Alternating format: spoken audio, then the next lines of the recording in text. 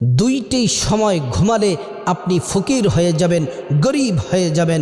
সংসারে অভাব অনটন লেগেই থাকবে, বিপদ মুসিবত লেগেই থাকবে, একটার পর একটা বিপদ থাকবে।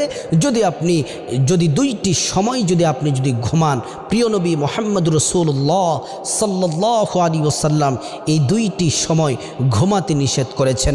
আল্লাহর রাসূল সাল্লাল্লাহু আলাইহি ওয়াসাল্লামের প্রতিটি কাজ, প্রতিটি কথা আমাদের প্রত্যেকের অনুসরণীয়, অনুকরণীয়।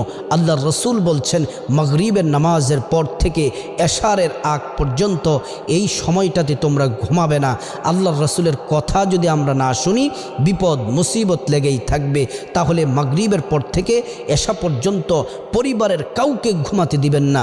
দ্বিতীয় নাম্বার হচ্ছে ফজরের নামাজ না পড়ে ফজরের সময় ঘুমিয়ে থাকা এবং ফজরের পরে ঘুমানোর অভ্যাস করা। ঘুমানো, এই দুইটি সময় আপনি ঘুমান